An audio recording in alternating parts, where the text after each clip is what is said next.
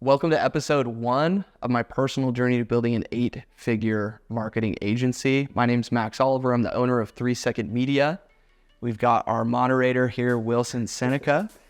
Thanks for joining us. Yeah. Wilson's going to be walking us through and moderating the history, like how we started, where we're at now. And I'm super stoked to dive into this. This is going to be fun. Yeah, super excited about it. So let's just jump right in. Like, tell me about the genesis of 3 Second Media. How did it start? How do you come up with the name? And how do you kind of begin in the world of, marketing and the social media world? Yeah, I love this because I wish that my dad's built a pretty big, successful marketing agency. Luckily, I got to be a part of that growth. Really? And kind of watch it grow from almost nothing to they're probably just about an 8-figure agency now. Maybe not quite, but and I wish that he would have maybe done something similar to this, even though I got a really cool insight. But I want to give others the ability to kind of go behind the scenes, look behind the curtains, and see like what it takes to build an 8-figure agency or company in general. So we're kind of starting in the middle. We have a lot of work to do to get to 8 figures. Mm-hmm. But currently we're sitting at right around 7 figures in our agency, which is crazy to me. Crazy to me. I never thought that we would get to where we are this quickly. So kind of give you some context on where we're at. I'm 23 years old. We've got a little over 40 clients, just under 20 employees. And again, I couldn't be more grateful for the growth that we've seen. Technically, I started the company about 3 years ago. Okay. Created the LLC, started the bank account. I worked exclusively for one client, my wife and I, running their social media account. They paid us $6,000 a month. We moved out to Hawaii, and that was such a cool experience. Signing my first client, even though we were exclusively working for them, and that was a mutual agreement, mm-hmm. and we were kind of freelancing. It felt like I had started my own business and had something to call mine. Worked for them for a while, had some decent success there and growth. Meanwhile, my wife's social media account started to really take off, and she grew an audience on TikTok very quickly to about 60,000 followers on TikTok. Wow. And she's kind of plateaued at that level. But this was back in 2021 when TikTok was just really starting to take off. Yeah. So naturally, businesses started reaching out to her saying, hey, can you take pictures of you with our product? Can you make videos? I see that as a business opportunity to go and start taking on clients. And so meanwhile, I had kind of left working exclusively for that client and transferred over, started working for an agency working with lots of clients. So I started the business and then kind of went more into like a job, mm-hmm. working at a marketing agency, and then taking some clients on the side, doing some side work. Now I was working full time in that agency. Like it was a big job. I was also going to school. I was in school remotely, and so my life was pretty busy. Eventually, I got a ton of experience working at that job. The owners were amazing. I got to learn a ton from them, and I got paid to learn, which was awesome. I actually dropped out of school while I was working with them and started the business.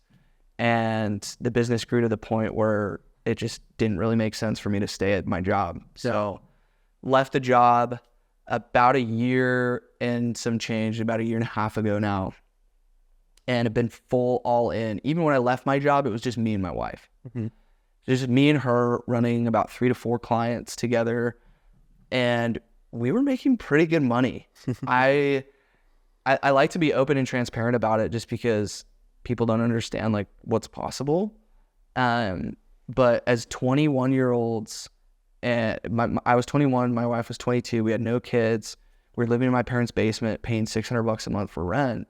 Between the clients that we were working with and the weddings that she was filming, we were pulling in about anywhere from $15,000 to $20,000 a month. Wow. Profit. Just us. That's incredible. And as 21 and 22-year-olds, like that was eye-opening to me. I was like, holy crap, this is insane. What I didn't know is that really as you start to scale the business, like you don't make as much money as you did in the beginning. Really? Yeah. And as you start to scale the business, like you bring on a lot of expenses, you invest heavily into marketing, you invest heavily into employees, and you know, your margin's slim, but you buy back your time.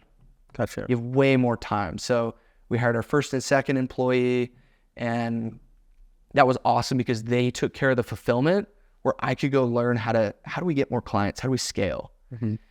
It honestly took me like 6 to 8 months to get a consistent client acquisition system. And we did that through TikTok ads. So over that period of time, sorry, I'm just rambling. No, this is great. I'm just going all in. I probably invested, I dropped out of school at the time. But I was like, I need education that's going to teach me how to get clients, not that's going to teach me how to use Google or use spreadsheets or learn English or math or whatever. Like I need to learn how to get clients because in the agency world, there's churn. Your clients are always leaving. Nobody's going to have 100% success rate in the agency world. I don't know if I already said this already, but we're creating short form marketing content. We're generally a secondary marketing expense. We're not the primary customer acquisition stream for our clients. We're generally a secondary. And so clients will just churn. Like it's a hard economy. Like we provide a lot of value and we have a really good retention rate, but clients will just churn. So I figured, okay, we have to keep up with the churn by getting more clients than we're losing. Mm-hmm. So over that year, I spent about $30,000 on coaching. Wow. Just mentorship, coaching. You know, my wife and I had a bunch of money saved up. And so we just realized that if we want to really grow this business, we got to invest in learning how to get clients. And who were you reaching out to? Who are you being mentored by? I would honestly see ads on social media and I'd book calls with their salespeople and they would sell me.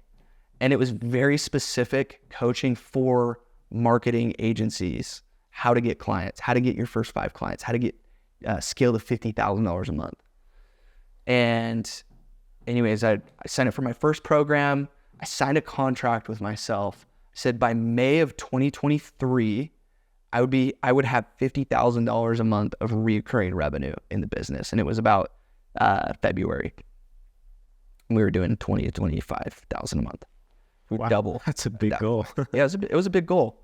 The coach had me sign that contract and pretty much taught me how to do it, and running TikTok ads, doing cold outreach, cold calling. And it was not fun, but we did it. And so that was a huge jump in the business, May 2023. And that's when things got really hard operationally because I've got some more employees that I got to take care of. I got to train these employees. I've got to make sure the business is running smoothly while also selling new clients and dealing with all the stuff that's going on in my personal life. Like my wife got pregnant and so we're having a baby. Like a lot was going on. So maybe to fast track the rest of the story, we'll go deeper in other episodes. Right. But you know, the growth from there has been a little bit slower, but it's been purposeful because we're focusing on building a world-class company.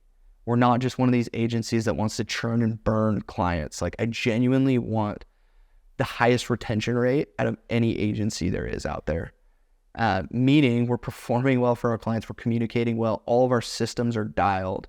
And so from May of 2023 until now, it's May of, that was a year ago, we've experienced quite a bit of growth. It hasn't been as quickly from like 25 to 50K a month in revenue. But we've been investing heavily on our systems and our people and our business, we actually turned off marketing so we can just focus on that. Here come May 15th, it's May 9th.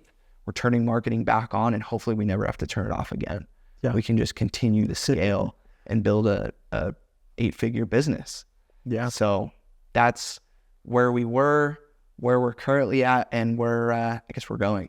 Yeah. No, and I think it's really good that, first of all, providing that context, but also you have a defined goal. Like, I am going to get this to an 8-figure company, and that's kind of where we're going. And I think a lot of times you kind of have to slow down so you can ramp back up just to kind of like get your bearings on things again. Yeah. And it's fun, me personally hopping in on this and seeing where I can add value, and just a fun community that's kind of going forward. We all have kind of an excitement for what's next. So I think we're all excited to see where things go and kind of follow the journey. It's going to be fun. And for those watching, Wilson's one of our creative strategists. So he works one-on-one with the client, helping them deliver on the strategy that we have. We've done over 500,000 video views organically in the last 2 years on social. It's a pretty big metric. And we have a system for helping our clients get phenomenal results organically on social. And it's guys like Wilson that we plug in. He's already got a creative mind. He just needs to learn the formula, which he's got it dialed. And they're the leaders of the business, the creative strategists. They work almost daily with the clients. They're creating strategies for the clients. And so I'm excited we get to do this podcast together, just like talk through like what that looks like. We'll have episodes where we dive in on to what that strategy is. Like, how did we come up with that proprietary system? Cause we could nerd out on that, but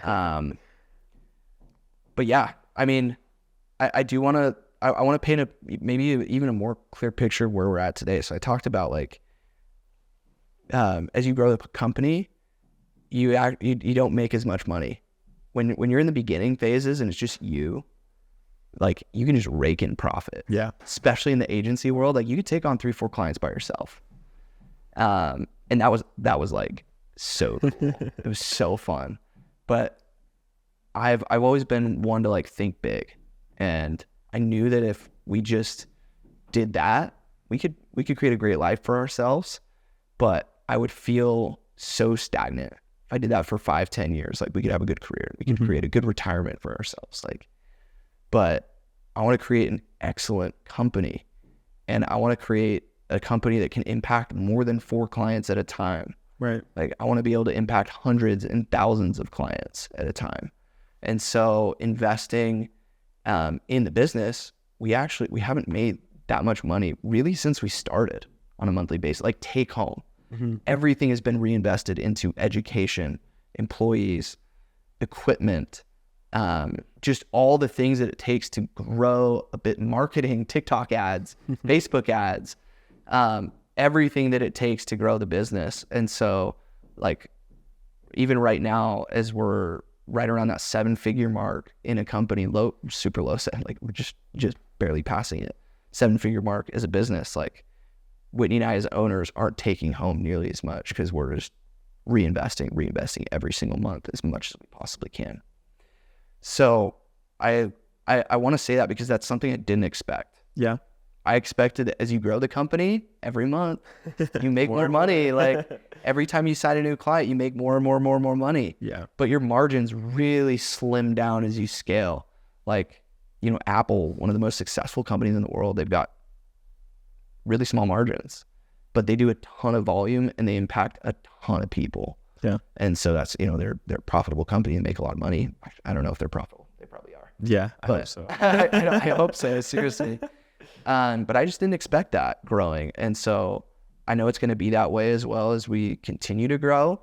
But that's kind of our game plan on our way to 8 figures is reinvest. And that's how we're going to beat out our competitors too, because our competitors are going to be taking profits. Yeah. Not reinvesting. And we want to build a world-class company. That's what it takes. Yeah. No, I think it's a super courageous jump is to scale because there's a lot of unknown, and just talking to other people that have their own businesses or things that they're working on, they have their personal touch and they're afraid after understanding, their business, how do I get someone else that's, hasn't had the experience that I have up and running and doing the same things that I would expect them to do, and having it represent the right values and expertise that I personally can provide, which is definitely a very,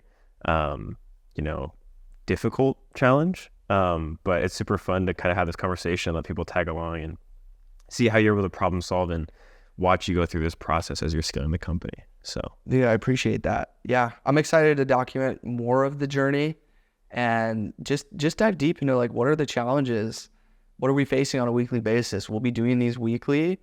And so it'll be fun to just recap on the week. Once we get all the way caught up, because there's so much to go into, just recap on like what happened this week, what happened, like what are we focusing on right now as a company, to just be excellent. And so I hope this provides value to anyone watching.